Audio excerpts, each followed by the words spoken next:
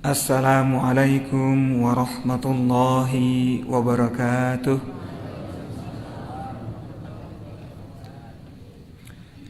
Alhamdulillahi wahidil ahad, al-fardis samad, alladzi lam yalid wa lam yulad wa lam yakul lahu kufuwan ahad. Asyhadu an la ilaha illallah wa asyhadu anna Muhammadar Rasulullah sallallahu alaihi wasallam la nabiyya ba'da.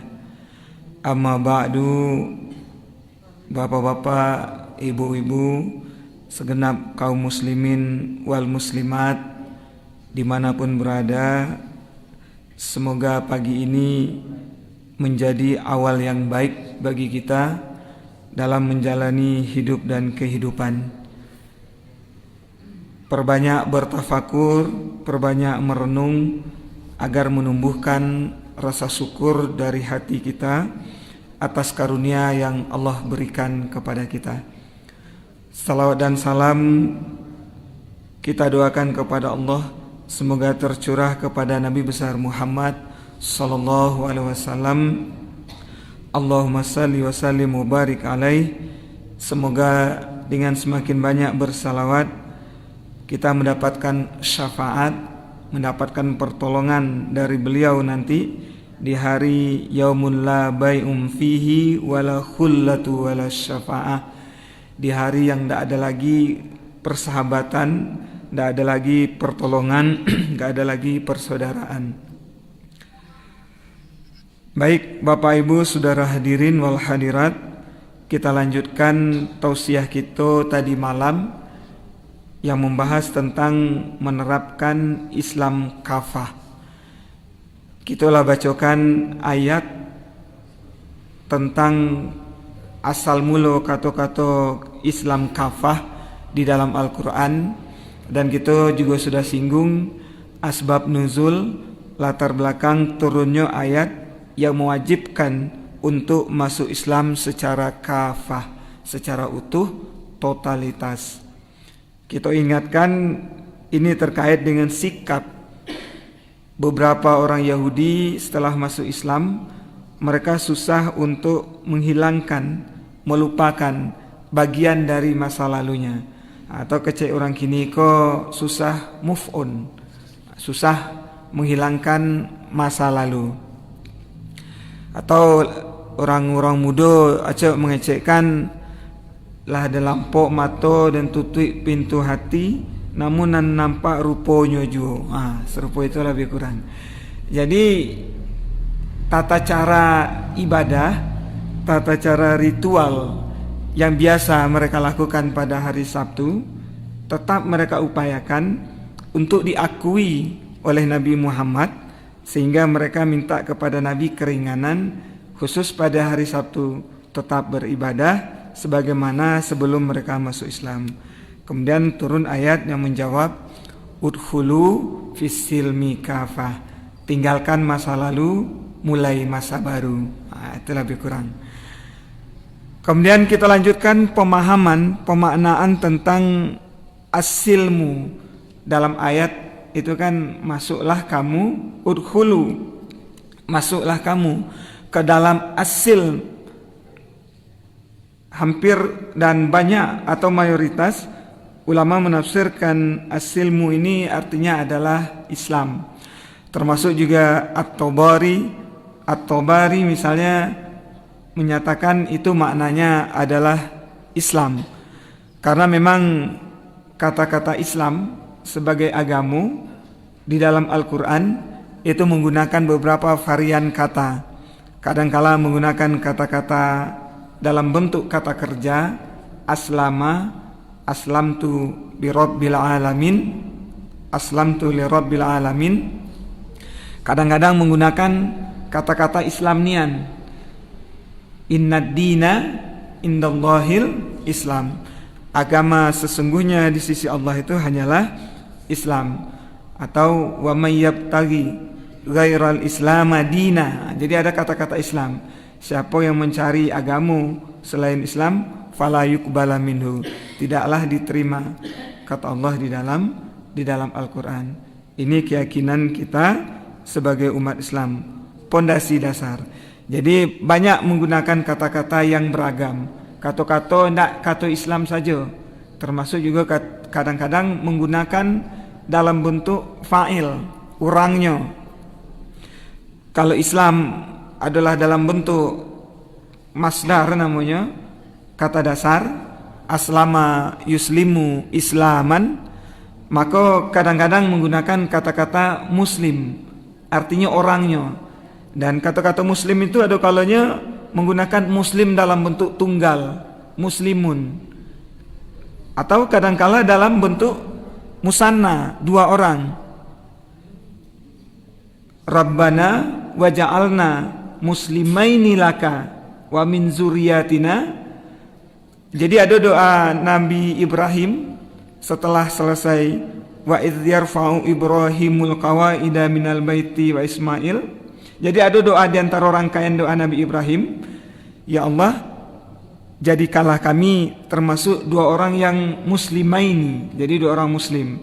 Sebagian menafsirkan orang yang menyerahkan diri, orang yang penuh total menyerahkan diri kepada Allah. Atau kadang-kadang menggunakan kata-kata bentuk jamak Islam secara keseluruhan, orang-orang Islam. Wala tamutunna illa wa antum muslimun. Kamu jangan mati dulu, kata Allah, kecuali pastikan kamu sudah menjadi seorang muslim yang sejati. Jadi menggunakan kata-kata muslimun. Kenapa muslimun? Karena diawali dengan kata-kata wahai orang-orang yang beriman. Orang-orang yang beriman berarti banyak. Berarti nanti matinya juga dalam bentuk banyak. Illa wa antum muslimun. Termasuk juga makna asilmu dengan baris kasrah di bawah, asilmu salima yaslamu, artinya Islam juga. Nah, jadi kata At-Tabari dalam Jami'ul Bayan wa Ta'wilul Quran, Islam artinya dalam hal ini punya makna. Dalam perintah tadi Allah memerintahkan kepada orang-orang yang beriman untuk mengamalkan semua syariat Islam. Jadi himbauan asil mukafah itu merupakan perintah Allah kepada orang-orang yang beriman. Siapa orang-orang yang beriman?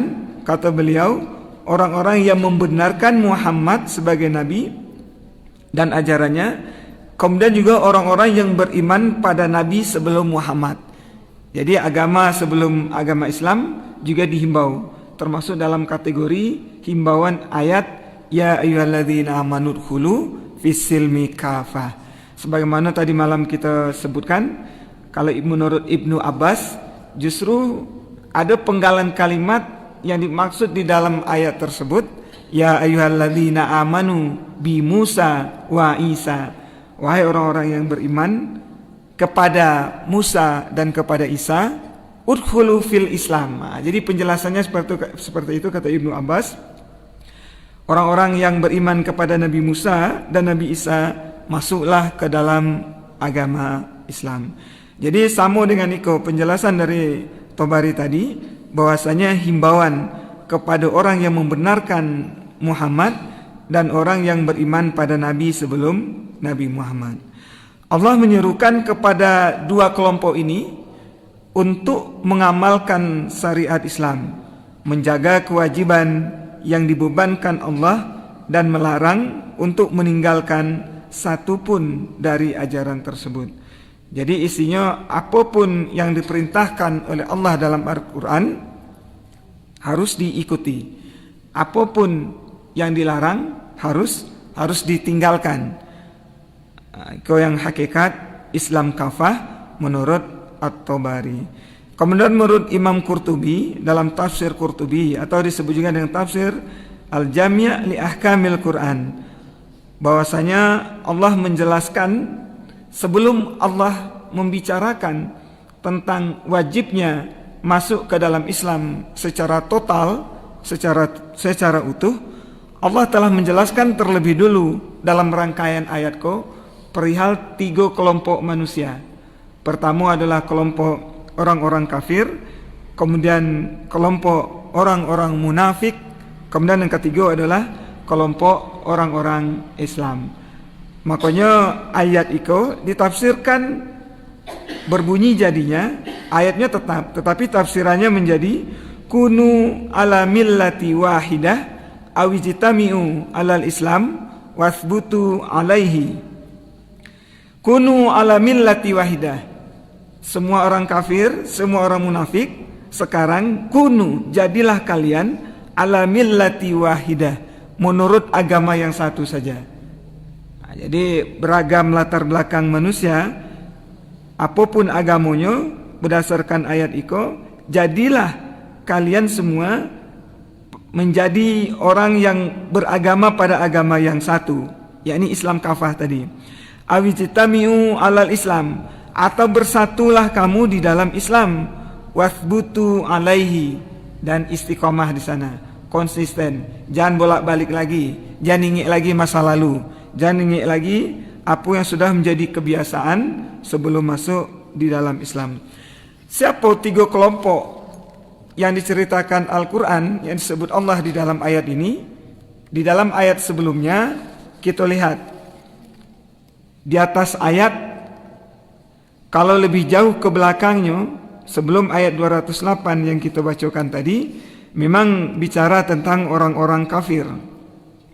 Orang-orang kafir bahkan sebelum Allah mewajibkan tentang rangkaian ini, itu bicara tentang kewajiban orang-orang Islam untuk memerangi orang-orang kafir yang memerangi orang-orang Islam.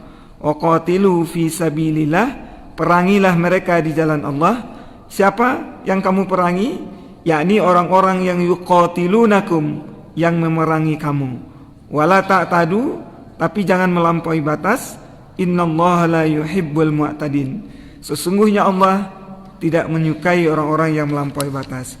Ini tipikal orang pertama dalam rangkaian ayat, yakni orang-orang kafir yang memerangi orang Islam, dan kewajiban orang Islam untuk melakukan pembelaan diri, membalas dan memerangi juga. Kemudian orang yang kedua, lebih dekat dengan ayat ini, Allah katakan, a'udzubillahi minasyaitonirrajim, bismillahirrahmanirrahim. Wa minan nasi man yu'jibuka qawluhu fil hayatid dunya wa yushhidullaha ala ma fi qalbihi wa huwa aladdul khisam.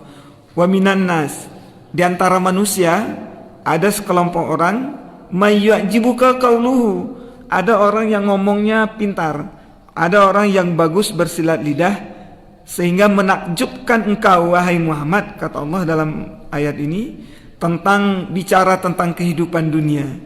Wa yushidullaha ala ma fi qalbihi, dan mempersaksikan terhadap Allah apa yang ada di hatinya. Wa huwa aladdul khisam, padahal sesungguhnya dia adalah musuh yang sangat keras, musuh yang bersangatan. Ayat itu turun berkenaan dengan peristiwa seorang kafir, seorang munafik yang bernama Aknas bin Syarik. Dia menemui Nabi Muhammad SAW, menyatakan ingin masuk Islam. Dia berkata dengan tutur kata yang demikian baik, demikian indah, penuh bunga-bunga, pokoknya menyenangkan hati untuk mendengarnya. Nabi terpesona. Jadi begitu bagus susunan kata yang diucapkan oleh Aknas bin Syarik ini. Tapi padahal sesungguhnya, ini ada lanjutan ayat, wa huwa aladdul khisam, dia musuh yang sangat keras, musuh yang paling keras padahal, aladdul khisam. Apa pekerjaan orang tersebut? Wa idza tawalla sa'a fil ardi, begitu saja dia balik dari tempat Nabi Muhammad, laba liaknya dari Nabi Muhammad menyatakan ingin masuk Islam, laba cerita panjang lebar, tapi sekembalinya dari tempat Nabi Muhammad,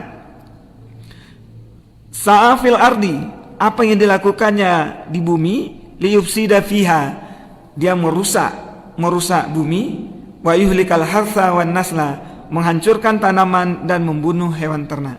Jadi banyak tanaman-tanaman orang Islam yang ditebanginya, kemudian banyak juga hewan ternak orang-orang Islam sepanjang jalan yang dilaluinya dibunuhinya. Wallahu la yuhibbul fasad, padahal Allah tidak menyukai orang-orang yang berbuat kerusakan. Jadi ayat ini menjelaskan tentang peristiwa tersebut, bukan seakan-akan lagi, tapi memastikan kepada Nabi Muhammad kalau bahwasanya Akhnas bin Syarik tadi adalah orang yang bermuka dua. Tapi ada lo namo negari muko, tidak boleh ditulis dua kecilnya kan? Itu berbeda. Bukan itu maksudnya. Bermuka dua, lain di depan, lain di belakang. Lain di mulut, lain di hati. Di muka kita iko kecilnya, di belakang kita lain lagi. Itu diantara ciri-ciri orang-orang yang munafik. Jadi ada dua kelompok yang diceritakan sebelum Allah membahas tentang kewajiban untuk masuk ke dalam Islam secara keseluruhan. Kemudian orang yang ketiga ada di dalam ayat berikutnya. Wa minan nasi may yashri nafsahu ibtigha'a mardatillah, dan di antara sekelompok manusia ada orang yang sudah menyerahkan. Kalau yashri ini menjual ya, tapi mungkin lebih tepat maknanya adalah menyerahkan dirinya kepada Allah, ibtigha'a mardatillah, karena mencari redha Allah. Wallahu raufum bil ibad. Allah Maha penyayang dengan hambanya. Kalau kita lihat asbab nuzulnya juga, sebenarnya ayat itu semacam apresiasi, penghormatan terhadap salah seorang sahabat yang bernama Suhaib bin Sinan Ar-Rumi. Ketika hijrah dari Makkah ke Madinah mengikuti Nabi Muhammad setelah Nabi lebih dulu hijrah, di tengah jalan dikadang oleh orang-orang kafir Quraisy, memaksanya untuk berbalik atau akan dibunuh. Rupanya kawan orang baga. Begitu lihat ada orang-orang kafir Quraisy mengadangnya, lompat dari kendaraannya, tarik busur panah, nyancam balik. Kalianlah tahu selama ambo orang yang ahli dalam memanah, ambo ahli dalam memainkan pedang, punya pedang juga.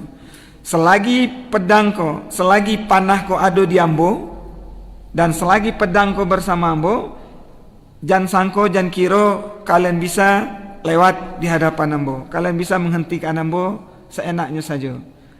Bahasa kita mungkin langkahi dulu mayatku. Kalian punya dua pilihan. Pertama, kalian boleh ambil harta kekayaan ambo yang ada di Makkah, ambillah. Atau kalian akan mati berkalang tanah. Ini diancam serupa itu, takut juga orang-orang kafir Quraisy tadi. Di gayanya baik petantang-petenteng, diancam bana, idak pula. Atau bahasa kitanya keder katanya kan, takutnya, gemetarnya. Akhirnya mereka memilih pilihan biarlah dapat harta kekayaan yang ditinggalkan oleh Suhaib bin Sinan Ar-Rumi tadi di Makkah daripada berurusan ke orang gilo yang menghadapi kau. Mati gitu kalah. Biarlah. Akhirnya mereka balik, mereka biarkan Suhaib bin Sinan Ar-Rumi tadi untuk berangkat menuju Madinah menemui Rasulullah. Sesampai di Madinah, Suhaib bin Sinan Ar-Rumi tadi menemui Nabi dan kecekan kepada Nabi peristiwa yang dialaminya di jalan. Kemudian Nabi sebutkan, sungguh sangat beruntung perdaganganmu wahai Abu Yahya. Jadi Nabi memanggilnya dengan Abu Yahya. Engkau sungguh beruntung. Apa yang engkau lakukan sangat benar, sangat betul. Karena berdasarkan sikap yang engkau pilih ini, mempertaruhkan nyawa, mempertaruhkan harta benda, ayat sudah turun yang berbunyi, wa minan nasi may yashri nafsahu ibtigha'a mardatillah wallahu raufum bil ibad. Ayat itu menyatakan ada sekelompok orang, ada sekelompok manusia, ada orang yang rela menjual, mempertaruhkan dirinya untuk mencari ridha Allah. Jadi itu jadi pelajaran bagi kita. Atas nama kebenaran, atas nama agama, kita rela, kita harus siap mempertahankan itu, walaupun nyawa taruhannya. Sesuai dengan kaidah, sekalipun ayat itu turun terkait dengan peristiwa yang dialami oleh Suhaib bin Sinan Ar-Rumi tadi, tetapi berlaku kaidah al-ibratu bi umumil lafzi la bi khususis sababi. Suatu perumpamaan, suatu kaidah, suatu ketentuan yang berlaku umum, dia berlaku umum sekalipun sebabnya khusus. Nah, jadi walaupun sebabnya terkait dengan peristiwa Suhaib tadi khusus sebabnya, tetapi keberlakuannya adalah untuk seluruh umat Islam. Kecuali ada dalil yang memastikan kalau itu khusus untuk seseorang atau khusus misalnya untuk Nabi Muhammad sallallahu alaihi wasallam. Jadi menurut Qurtubi, rangkaian-rangkaian ayat tadi itu merupakan satu kesinambungan ketika memahami ayat udkhulu fis-silmi kafah. Begitu Allah menceritakan tentang perilaku orang-orang kafir, perilaku orang-orang munafik, dan sikap teguh orang-orang Islam karena atas dasar iman, kemudian Allah pastikan untuk ketiga kelompok tersebut, kunu ala millati wahidah, sekarang tetaplah dengan agama yang satu, awijtami'u, bersatulah alal Islam, bersatulah dengan Islam, kemudian wasbutu alaihi, konsistenlah, istiqomahlah, tetaplah dengan agama yang satu itu, yakni agama Islam, masuk secara utuh. Jadi makna al-Islam, as-silmu dalam ayat ini jelas menegaskan termasuk juga kepada orang-orang Islam untuk masuk Islam secara kafah, secara utuh, secara keseluruhan. Walaupun memang ada juga yang memberikan penafsiran orang-orang yang beriman tidak termasuk ke situ karena tidak mungkin, karena ialah sudah menjadi Islam. Tapi yang paling banyak itu memang mengatakan termasuk orang Islam di dalamnya wajib, tidak ada pilihan kecuali masuk Islam secara keseluruhan. Kemudian tafsir yang ketiga, Muhammad Afduh dalam Tafsirul Quranul Karim hampir sama dengan Qurtubi, Imam Al-Qurtubi tadi, bahwasanya keserasian dengan ayat sebelumnya yang menjelaskan tentang perbedaan manusia terkait dengan kebaikan dan keburukan, perbaikan dan perusakan. Ya, jadi tentang orang-orang baik dan tentang orang-orang buruk, bukan buruk muka, tapi perilakunya yang buruk maksudnya. Kalau masalah rupa, itu lain lagi. Ini terkait dengan sikap, terkait dengan akhlak. Kemudian juga terkait orang yang melakukan perbaikan dan orang-orang yang melakukan perusakan, liyufsida fil ard tadi, melakukan kerusakan di atas dunia ini. Kemudian Allah memberi petunjuk kepada kita tentang sesuatu yang dapat mengumpulkan manusia dalam keadaan baik, dalam keadaan damai. Itulah as-silmu tadi. Segala sesuatu yang buruk, segala sesuatu yang dijelaskan tentang kebaikan dan keburukan, kemudian difilter, disaring dalam kata-kata as-silmu, yakni Islam. Dengan demikian, as-silmu maknanya Islam, namun juga membangun perdamaian, sikap ketundukan dan kepasrahan, penyerahan diri kepada Allah secara total, secara menyeluruh. Prinsip-prinsip as-silmu tersebut menurut Muhammad Afduh adalah mematuhi perintah Allah, kemudian ikhlas menjalankannya, dan adanya kesepakatan saling memberi keselamatan di antara manusia, meninggalkan peperangan dan pembunuhan di antara sesama orang-orang yang sudah diberi petunjuk, dan orang yang sudah masuk harus sempurna menjalankannya secara konsisten. Memang ada tambahan dari Muhammad Abduh itu. Kita lihat latar belakang Muhammad Abduh hidup pada abad ke-19 ketika umat Islam di seluruh dunia, hampir seluruh negara-negara Islam dijajah oleh orang-orang barat, oleh non-muslim. Kemudian umat Islam pada waktu itu banyak terpecah, perpecahan mazhab, perpecahan ta'assub, kesukuan, tersekat-sekat dalam lingkaran-lingkaran nasionalisme katanya. Hilang persatuan Islam ketika abad 19 dijajah oleh negara-negara barat.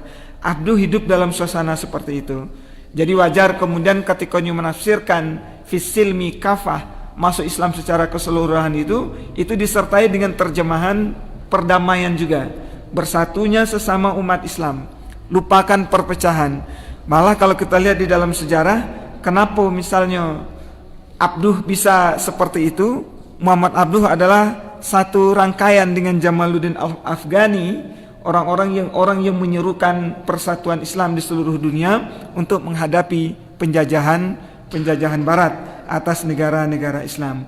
Umat Islam pada waktu itu yang terpecah belah karena perbedaan mazhab, perbedaan pendapat, perbedaan daerah, saling mengatakan mereka sebagai kelompok yang unggul.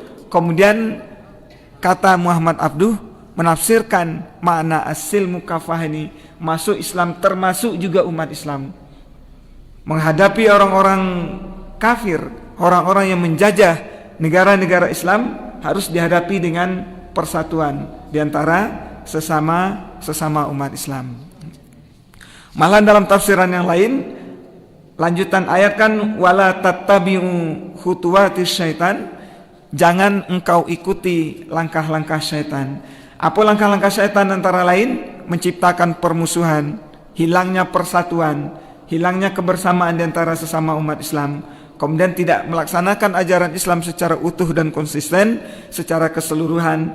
Itulah khutuwatis syaitan, langkah-langkah syaitan. Dan banyak lagi langkah-langkah syaitan lainnya.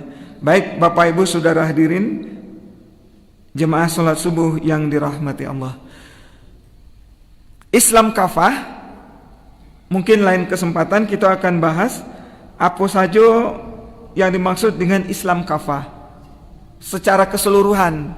Apa saja itu Islam kafah, baik itu dalam ibadah. Kalau kita lihat bagian Islam kan ada fikih ibadah, ada muamalah, ada ekonomi, ada jinayah, ada pidana, akhwalus syakhsiyah, perdata, ada al-mawaris, kewarisan Islam, kemudian ada juga al-muamalah, ekonomi Islam, dan lain sebagainya. Seperti apa Islam kafah? Itulah bagian-bagian dari Islam yang harus kita laksanakan, yang harus kita amalkan masuk Islam secara keseluruhan. Baik Bapak Ibu Saudara hadirin jemaah salat subuh yang dirahmati Allah, waktu juga yang membatasi kita. Mungkin sampai di sini tausiah kita pada kali ini. Semoga ada manfaatnya, terutama bagi yang menyampaikannya. Mohon maaf atas segala kesalahan dan kekurangan. Subhanakallahumma wa bihamdika wa asyhadu an la ilaha illa anta wa astaghfiruka wa natubu ilaik. Nasrun minallah fathun qarib. Assalamualaikum warahmatullahi wabarakatuh.